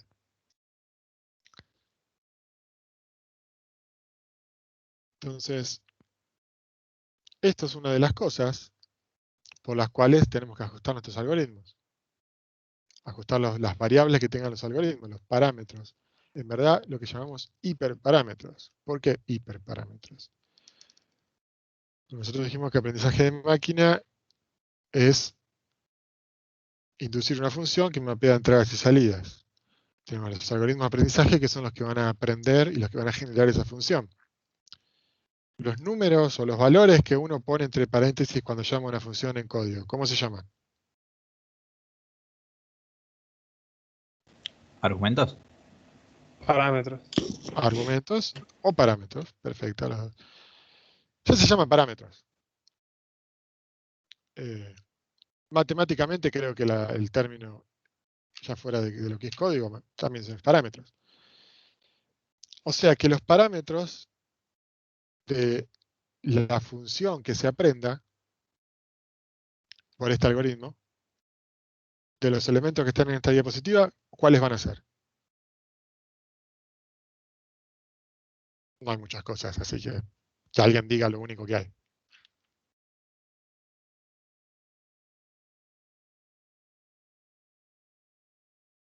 Entrenamiento. No, los datos. Lo único que tenemos son datos. Después podrán estar divididos de una forma u otra. Nosotros dijimos que aprendizaje de máquina, los algoritmos de aprendizaje generan funciones que inducen datos de entrada con salidas esperadas, con resultados. Entonces, los valores que van a ir entre el paréntesis de esa función son los datos. O sea, una fila de mis datos. Un helado, una fruta. Entonces, si los datos... Tenemos que hacer doble clic. Si los datos son los parámetros, porque son los valores que voy a ingresar a la función inducida, pero como necesito un nombre distinto para llamar a las variables que tengan los algoritmos propios. ¿No? Yo tengo el algoritmo que por ahora es esta caja negra, que va a entrenar y va a producir una función, pero esa caja negra tiene perillitas. Normalmente le diríamos parámetros, pero no, porque en este contexto parámetros llamamos a los datos. En este contexto, entonces, decimos que esas perillitas que tiene la caja negra, que tiene el algoritmo que va a generar el modelo, que va a generar la generalización, son hiperparámetros.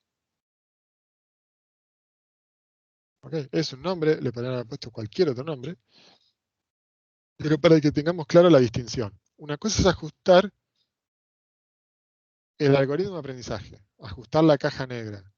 Si es una red neuronal, si le damos más neurona, menos neurona, si es una función de activación tal o cual. Y otra cosa son los parámetros que va a recibir nuestro modelo entrenado, que son los datos, las filas de los datos que nosotros contamos. Otro concepto importante, que depende del problema, en su relación o en su interacción con el algoritmo de aprendizaje, y que nosotros vamos a ajustar a partir de los hiperparámetros, es el sesgo y la varianza.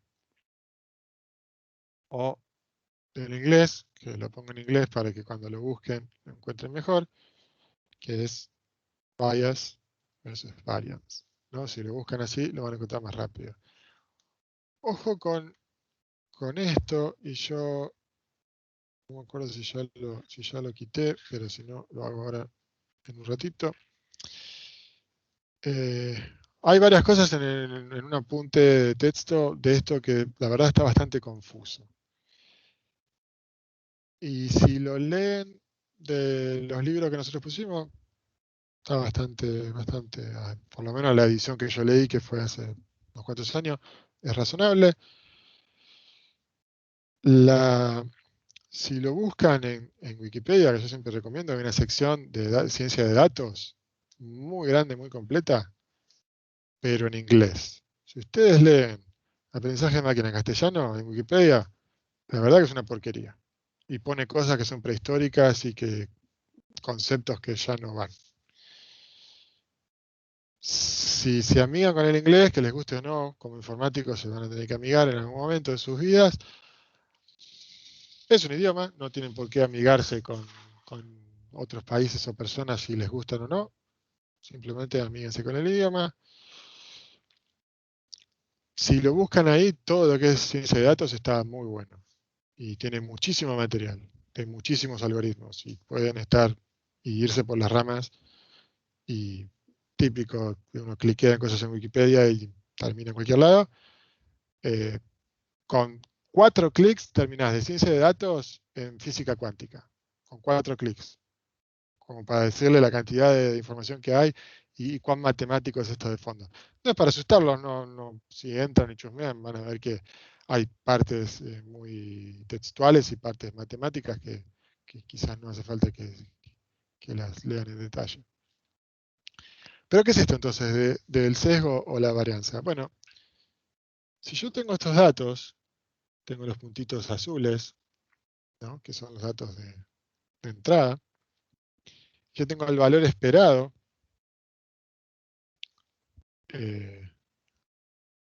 para estos puntitos azules, que yo puedo hacer la predicción, ¿no? Dada las dimensiones, dada un X y dada un Y, ¿cuál va a ser el valor? Supongamos que es precio del helado.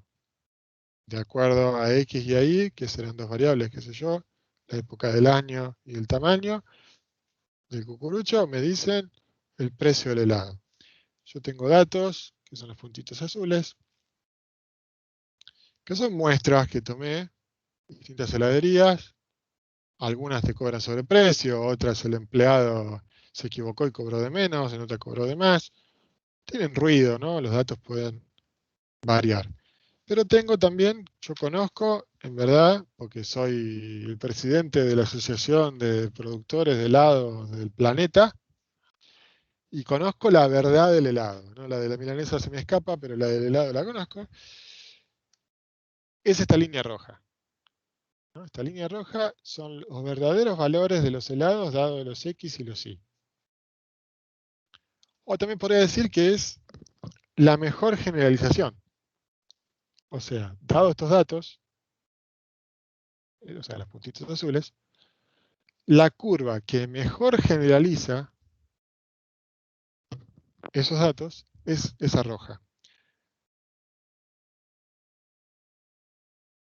Ahora, de acuerdo con estos mismos puntos, ¿no? Con estos puntos azules que yo tengo, de acuerdo a cómo ajuste mi algoritmo, los parámetros de mi algoritmo de aprendizaje, la curva que va a aprender, lo que va a predecir el algoritmo, la generalización que va a hacer, no va a ser automáticamente esta la mejor, la ideal, esta curva roja de acá. De acuerdo a cómo yo configure los hiperparámetros de mi algoritmo, puede que me genere estas curvas azules. Fíjense, estas curvas azules se quedan cortas acá no llegan hasta abajo de todo.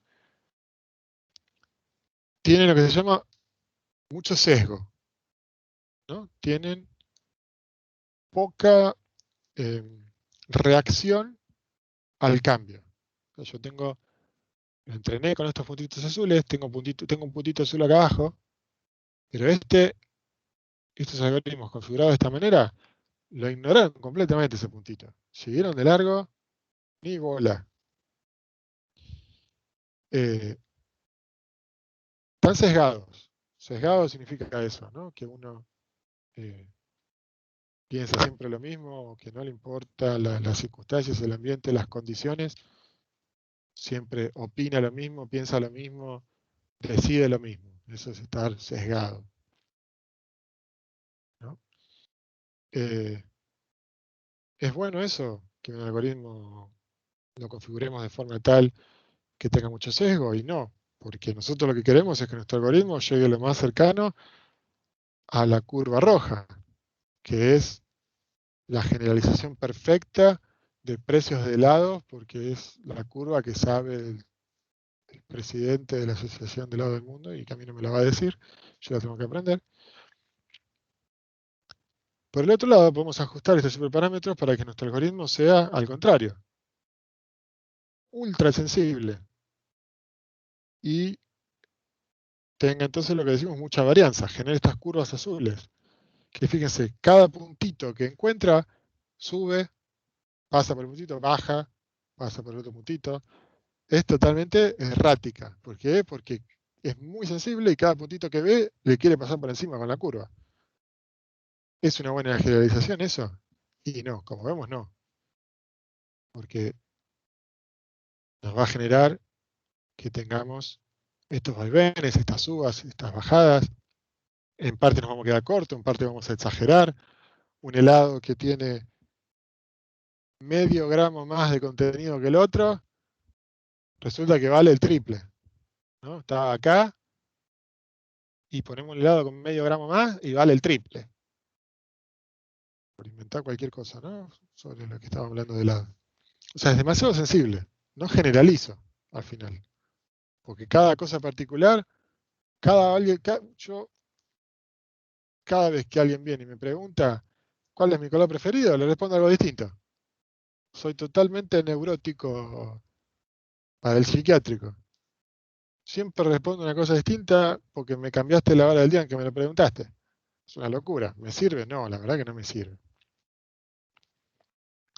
Nosotros podemos saber, dado un conjunto de datos, dado un problema y dado un algoritmo, si va a tener mucha varianza, mucho sesgo. La verdad que no.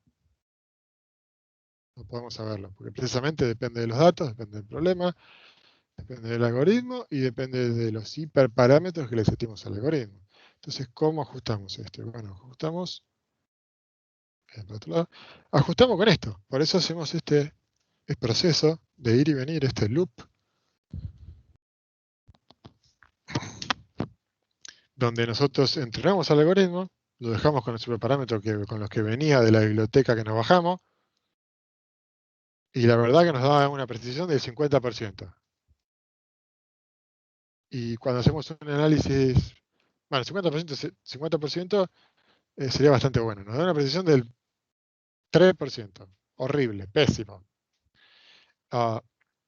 Analizamos quizás un poquito más los datos y vemos que el algoritmo responde siempre que son quinotos, ¿no? Estamos clasificando los quinotos de la sandía y me dice que siempre son quinotos. El 90% de la respuesta es quinota. Bueno, podemos decir, probablemente esté sesgado. No tenga la suficiente sensibilidad al algoritmo, a los datos. Entonces, claro, responde siempre quinoto y chao. No me importa nada, no proceso, no hago nada. Quinoto. Y ayer que comiste, quinoto. ¿Y dónde dejaste el auto? Quinoto. Nada, quinoto, nada más.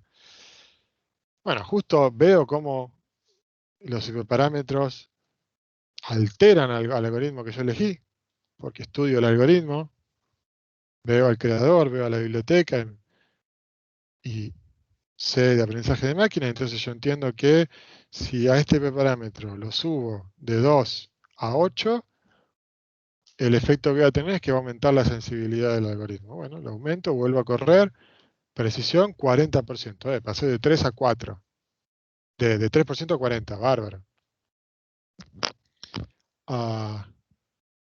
¿Cómo puedo medir ahora? Sé si tiene mucho sesgo, mucha varianza, y no sé, porque ya no es tan obvio como antes.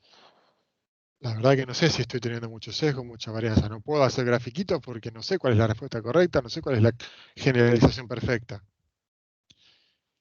Antes me di cuenta porque siempre respondía lo mismo el algoritmo y era muy obvio. Ahora que ya más o menos responde algunas bien, la verdad que no sé. Pero bueno, voy a probar. Le puse 8, ahora le pruebo con 7. Y lo corro. Resulta que dio 50%. Antes dio 40, ahora dio 50 en la validación. Bueno, probemos con 6. Vamos con 6, da 60%. Miércoles, va mejorando. Bueno, probemos con 5. Vamos a ver qué pasa. Probamos con 5, 35%. Epa, bajó. Bueno, entonces, ¿será que con 8 tenía mucha sensibilidad? Con el valor original de 2 tenía muy poca. Y parece que el balance, o un buen balance, está en usar el valor 6. Porque si uso 7 me da peor, y si uso 5 me da peor.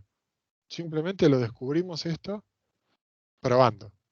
No hay una metodología que te lo indique.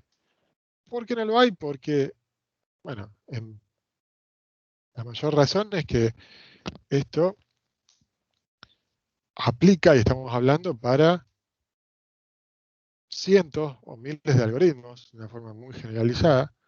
Cada algoritmo es un mundo, cada algoritmo tiene sus propios hiperparámetros, con sus propios rangos de valores, reacciona distinto a esos hiperparámetros.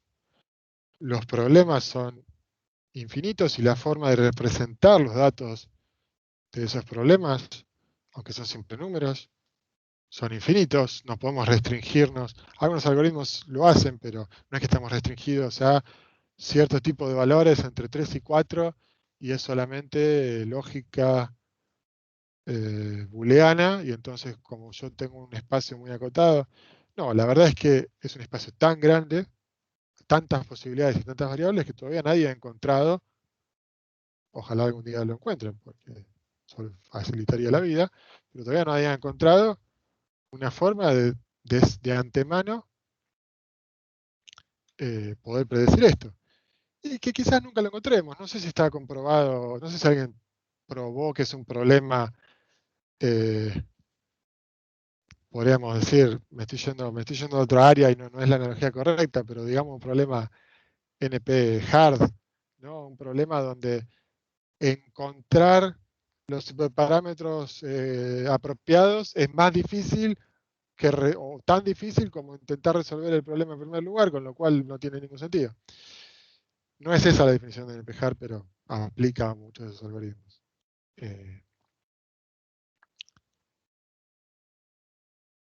Entonces, en conclusión, que me fui por las ramas como siempre. Nosotros como ingeniero de datos, científico de datos, parte del trabajo que tenemos que hacer es trabajar la información con la que contamos para entrenar, trabajar los datos, numerizarla, normalizarla, quitar los datos que no son parte del problema, discretizar si hace falta. Vamos a tener que analizar qué tipo de aprendizaje aplicamos, qué algoritmo con ese tipo de aprendizaje vamos a elegir de acuerdo a las características que tenga ese algoritmo, a las características que tenga ese problema, a la cantidad de datos que contemos. Hay algoritmos que dan resultados razonables con pocos datos, pero que después si le aumento mucho los datos, la mejora es muy poca, mientras que hay otros algoritmos donde con pocos datos no funcionan, pero si yo incremento mucho los datos, pueden llegar a dar resultados muy, muy buenos, como puede ser el caso de las redes neuronales, donde con poquita información son desastrosas, pero en cuanto le metes mucha información, dan resultados que le pasan el trapo a todos otros algoritmos más simples, menos complejos en cuanto a su maquinaria matemática. Bueno, no necesariamente todos, pero son menos complejos. Y entonces parte del trabajo también que vamos a tener que hacer, además de elegir el algoritmo, es ajustar los superparámetros. Ajustar los superparámetros para encontrar un término medio, ni muy frío ni muy caliente, para encontrar una generalización tibia, ¿no? Que, como ya nos dice la palabra, vos estás generalizando, no querés ni particularizar demasiado, ¿no? Porque no querés que sean todos distintos, querés generalizar, pero tampoco querés ser un obtuso y decir a todos, Quinoto, ¿dónde dejaste la llave? Quinoto. ¿Cuándo es la próxima clase? Quinoto. No, porque no sirve responder siempre lo mismo. No ser un sesgado, no ser un obtuso. Generalizar, encontrar un buen balance, que viene perfecto porque ingeniería, en definitiva, se trata de encontrar balance. Es muy zen, muy yin-yang, pero básicamente encontrar balance entre solucionar problemas de forma elegante, mantenible, eficiente, barata, que cumpla con los requisitos. Si dejamos alguna de esas cosas de lado, como ingeniero estamos haciendo mal nuestro trabajo. Como ingeniero nuestro trabajo es tomar decisiones informadas, conocer nuestro problema, nuestros datos y elegir el mejor balance, decisiones de compromiso. Hay profesores que se le deben haber dicho hasta el hartazgo, esa expresión, ¿no? El compromiso no es ni un extremo ni es el otro, sino el mejor balance entre las opciones para solucionar el problema particular que yo tengo. Y otro problema tendrá otro mejor balance. Yo voy a mi caja de herramientas y para este problema agarro un destornillador y un tamaño de martillo. Y para otro problema agarraré una llave y un tamaño de destornillador distinto. Y no que yo tengo, como dice la expresión, agarro siempre el martillo, asumo que todos los problemas son clavos y les doy hasta que o se clava o se rompe. No, eso no es ser ingeniero. Me estoy yendo por las ramas, pero bueno, creo que no viene de más.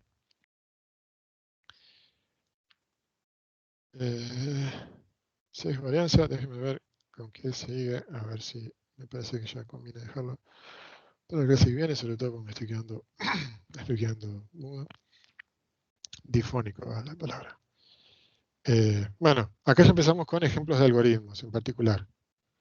Así que sí, yo diría que es un buen lugar para redondear. Clase que viene entonces vamos a terminar con esta introducción general a lo que es aprendizaje de máquina. Quédense tranquilos y ahora se van pensando, no le entendí nada, este tipo habló pavada todo el día, hizo chistes pésimos y no le entendí, todos cuernos, me voy para el traste en esta materia. Bueno, quédense tranquilos porque sin haber visto videos antes, sin haber leído material, solo con esto que vimos ahora, es, como les dije, las piezas del borde del rompecabezas.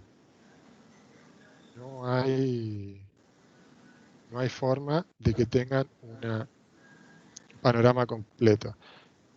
La clase que viene, sí, ya con esto repasado de las diapositivas, repasado de los videos, vamos muy brevemente a retomar el tema de sesgo-varianza, que es importante, y ya empezaron a hablar de algoritmos particulares. Vamos a ver lo que es regresión logística, básicamente mencionar qué es. Ya la vieron, ya la tuvieron que haber hecho, nos cambiaron los programas, en cálculo o en discreta hace unos años. Está en el Excel, seguro que lo usaron. En la clase de computación transversal. Sí. ¿Alguien quería preguntar algo? No, parece que se están peleando con el delivery de las empanadas. Les contaba entonces. Después vamos a hablar temas de árboles de decisión. Árboles de decisión son una familia de algoritmos de aprendizaje supervisado que rompe quizás un poquito en el tema de que, como les había adelantado antes, no necesariamente es matemático, sino que es más bien lógico. Con lo cual tiene algunas ciertas diferencias, por eso le vamos a dedicar un poquito más de tiempo. Vamos a ver si el internet nos acompaña. Igual tienen el link ustedes, una web que está hecha interactiva, muy interesante para explicar el tema.